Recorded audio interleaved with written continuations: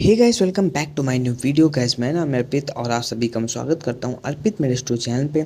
दोस्तों, आज की वीडियो है BSc nursing second semester 2023 batch के सभी स्टूडेंट के लिए, क्योंकि नेक्स्ट मंथ आपके सेमेस्टर एग्जाम स्टार्ट होने वाले हैं। 20 और 22 जुलाई को आपके सेमेस्टर एग्जाम होने तय हैं। और अभी तक हमने आपको इम्पॉर्टेंट क्वेश्चन बताए थे, न्यूट्रिशन, बायोकेमिस्ट्री और फंडामेंटल ऑफ नर्सिंग या फिर nursing foundation first and second के। और क्वेश्चन पेपर पैटर्न आपको बताया था और प्रीवियस सेमेस्टर क्वेश्चन पेपर भी प्रोवाइड किए। तो अगर आपने अभी तक उन वीडियो को नहीं देखा तो आप उन वीडियो को देख सकते हैं, आपको हेल्प मिलेगी आपके सेकेंड सेमेस्टर एग्जाम के लिए। लेकिन आज की वीडियो में हम बात करने वाले हैं न्यूट्रिशन और बायोकेमिस्ट्री के एग्ज़ाम को आपको कैसे अटेम्प्ट करना है ताकि आप अच्छे नंबरों से पास हो सकें और रीअपियर से बच सकें। तो वीडियो में हम सारी बातें करेंगे, सारी टिप्स और ट्रिक बताएंगे तथा कैसे बताएंगे आपको मैनेजमेंट कैसे एग्ज़ाम का करना है ताकि आप अच्छे नंबर पा सकें। तो अगर आप हमारे चैनल पे पहली बार विजिट कर रहे हैं, चैनल को सब्सक्राइब कर लीजिए, वीडियो को लाइक करने के साथ बेल आइकन को प्रेस कर लीजिए ताकि हमारी आने वाली कोई वीडियो सबसे पहले पहुंचे आप तक। तो बढ़ते हैं सीधा वीडियो की तरफ। तो अब बढ़ते हैं वीडियो की ओर आगे जाने से पहले मैं आपको ये बता दूं कि जो ये वीडियो है ये अटल बिहारी वाजपेयी मेडिकल यूनिवर्सिटी को ध्यान में रखते हुए बनाई जा रही है, क्योंकि आप में से बहुत सारे लोग बच्चे कमेंट करते हैं जो अदर यूनिवर्सिटी के होते हैं, फिर हमें बताना होता है कि ये उस यूनिवर्सिटी के रूल नहीं है, ये यूपी में जो अटल बिहारी वाजपेयी मेडिकल यूनिवर्सिटी है उसके अकॉर्डिंग ये वीडियो बनी है। तो अब आप समझ गए होंगे कि ये यूपी एबीपीएमयू के लिए स्पेसिफिक वीडियो है। तो सबसे पहले इसमें बात आती है सीट मैनेजमेंट की। तो सीट मैनेजमेंट का मतलब ये है कि जैसे ही आपको सीट मिलती है, जैसे ही आपको कॉपी मिल जाती है, तो आपको आपकी कॉपी चेक कर लेना है शुरू से लेके अंत तक कि उसमें कोई प्रॉब्लम तो नहीं है। प्रॉब्लम से मतलब ये है कि कोई पेज, चाहे वो बीच में हो या फिर शुरुआत में हो या फिर अंत में, कोई पेज डैमेज तो नहीं है, कोई पेज कटा या फटा तो नहीं है, थोड़ा सा भी नहीं। क्योंकि अगर कटा फटा है तो आपको तुरंत ही रिप्लेस करा लेना है, क्योंकि जैसे ही आप ओएमआर भर देंगे तो उसके बाद रिप्लेस नहीं होती है। और आपको ओएमआर भी चेक कर लेना है कोई उसमें एक्स्ट्रा एक्टिविटी तो नहीं हुई जो नीड नहीं थी वहाँ पर। अगर ऐसा कुछ है तो आपको रिप्लेस कर लेना है, और नहीं है तो कोई बात नहीं। तो जैसे ही आपको कॉपी मिल जाती है तो आपको सबसे पहले ये काम करना है। उसके बाद आपको अपनी information as soon as possible आप भर सकें, समय बचाते हुए आपको भर लेना है, क्योंकि 15 मिनट पहले आपको कॉपी मिलनी होती है।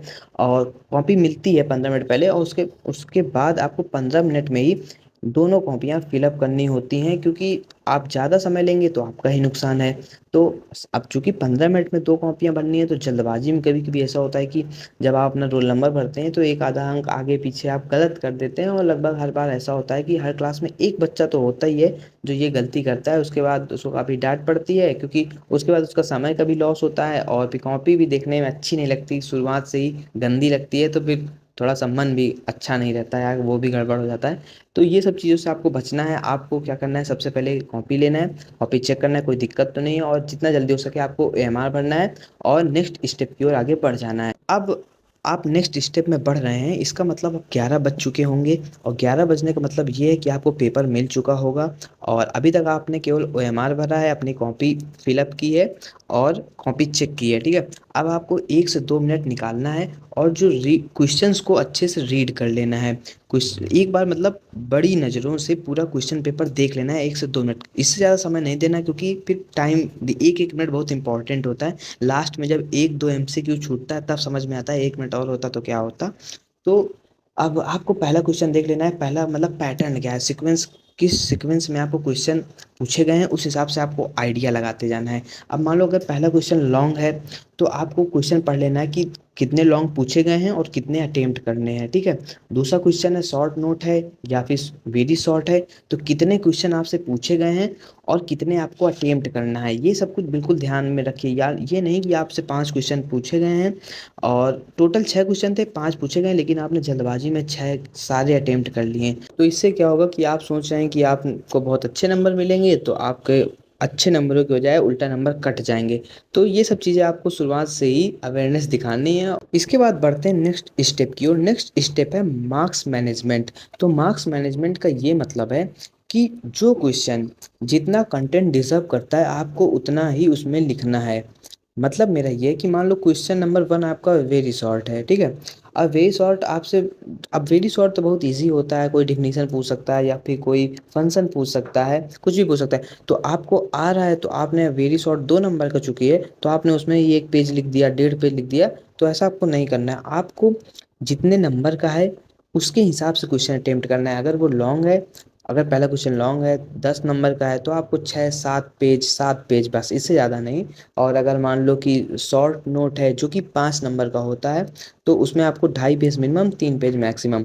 और अगर वेरी शॉर्ट है तो उसमें मैक्सिमम आधा पेज, मैं तो 2 ही लाइन, 2-3 लाइन ही लिखता हूँ, लेकिन मैक्सिमम आधा पेज उसमें आप वेरी शॉर्ट में लिख सकते हैं। और मल्टीपल चॉइस में तो सीधा आपको उत्तर ही लिखना होता है।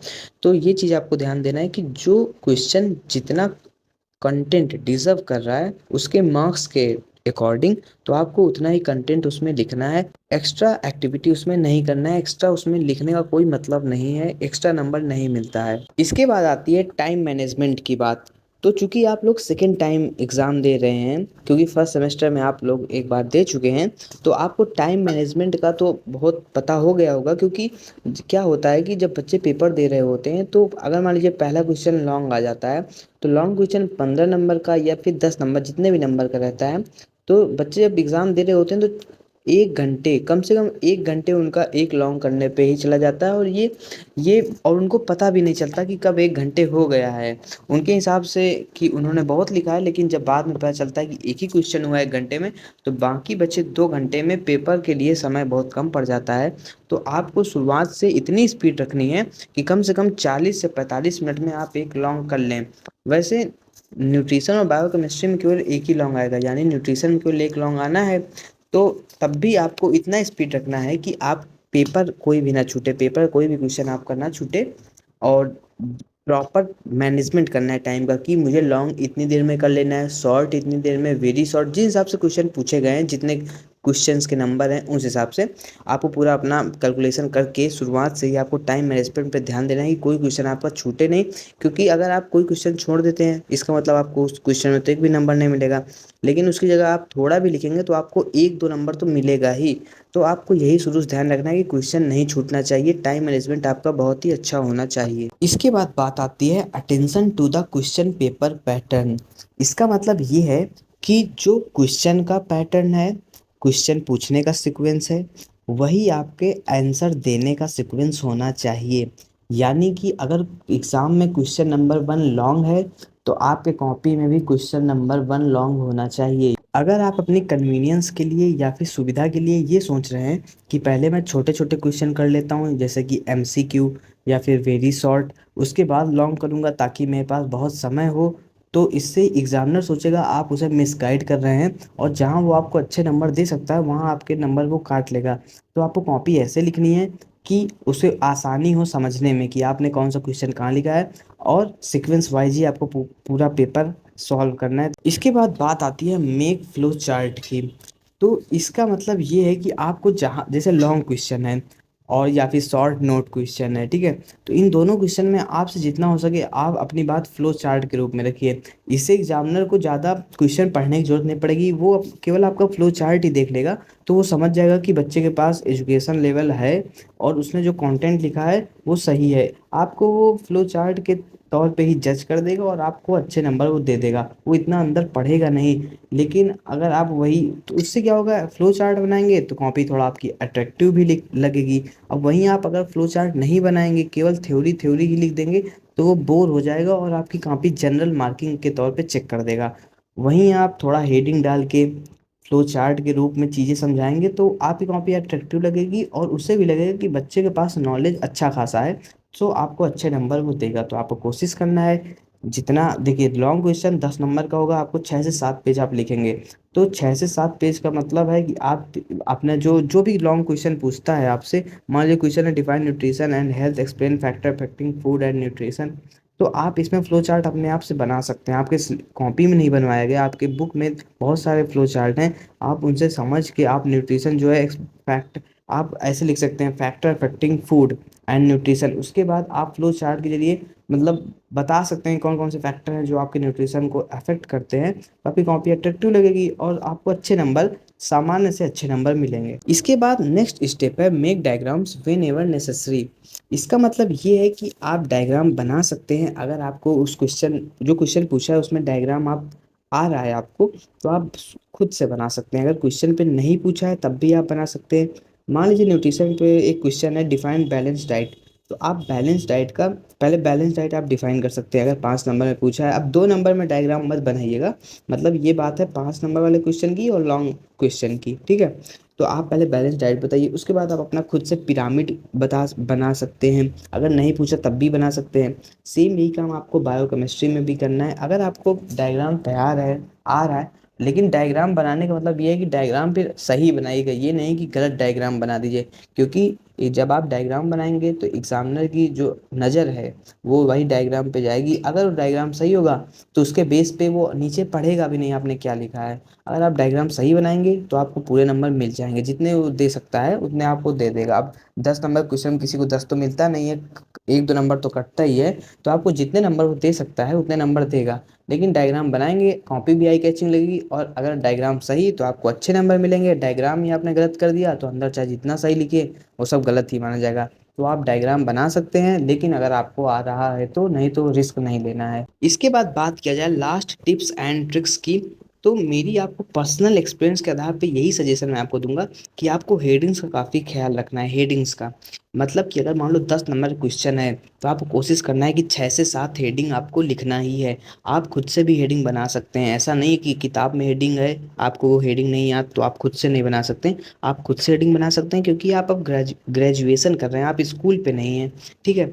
हेडिंग का ख्याल रखना है, हेडिंग जरूर बनाना है। 5 नंबर का क्वेश्चन है तो आपको कम से कम 3 हेडिंग तो आपको उसमें लिख के ही आना है, ठीक है। उसके बाद आपको फ्लो चार्ट का काफ़ी ध्यान रखना है, फ्लो चार्ट के आधार पर ही आपको अपने क्वेश्चंस के आंसर लिखने हैं। उसके बाद अगर आप कोई क्वेश्चन आपको छोड़ना नहीं है, चाहे वो आपको आ रहा हो चाहे ना आ रहा हो, आपको क्वेश्चन बिल्कुल नहीं छोड़ना। अगर मान लो कोई क्वेश्चन नहीं आ रहा है तो उसको आप भले ही गलत लिख आइए, या फिर गलत का मतलब एकदम नहीं कि जमीन आसमान का अंतर हो। गलत का मतलब ये होता है कि उससे आपने रिलेटेड कुछ लिख दिया है, ठीक है। आप उससे कुछ रिलेटेड लिख के आइए, लेकिन आप उस क्वेश्चन को छोड़ के मत आइए। इसके बाद आपको ये ध्यान देना है कि आपका जो क्वेश्चन पैटर्न का सीक्वेंस है, यानी जो क्वेश्चन पूछने का सीक्वेंस है क्वेश्चन पेपर में, वही आपके आंसर देने का सीक्वेंस होना चाहिए आपकी कॉपी में। यानी जिस आधार पे क्वेश्चन आपसे पूछे गए हैं सेम वैसे ही आपके आंसर लिखे होने चाहिए, सीरियल वाइज, आगे पीछे नहीं आपको करना है। अगर आप इतना कर लेते हैं तो मेरा विश्वास है आप फेल नहीं हो सकते, आप ज़रूर पास होंगे। और ये रही फिलहाल हमारी आज की वीडियो। अगली वीडियो में हम आपको ये बताएंगे कि नर्सिंग फाउंडेशन के क्वेश्चन पेपर आपको कैसे अटेम्प्ट करना है। और अगर अभी तक आपने हमारी पिछली वीडियो नहीं देखी जिसमें हमने आपको बताया था इंपॉर्टेंट क्वेश्चन नर्सिंग फाउंडेशन के तथा न्यूट्रिशन बायोकेमिस्ट्री के, अगर नहीं देखा है तो डिस्क्रिप्शन पे लिंक है, या फिर प्लेलिस्ट पेज पे जाके आप उनको देख सकते हैं। और अगर आपने क्वेश्चन पैटर्न वाली वीडियो नहीं देखी, डिस्क्रिप्शन पे लिंक है, आप वहाँ से उन वीडियो को भी देख सकते हैं, आपको हेल्प मिलेगी आपके पेपर के लिए। बाकी अगर अभी तक आपने हमारे चैनल को सब्सक्राइब नहीं किया है तो चैनल को सब्सक्राइब कर सकते हैं। वीडियो अगर पसंद आई हो तो वीडियो को लाइक कर सकते हैं और बेल आइकन को प्रेस कर सकते हैं, ताकि हमारी आने वाली कोई वीडियो सबसे पहले पहुंचे आप तक। तो मिलते हैं सीधा नेक्स्ट वीडियो में, तब तक के लिए बाय।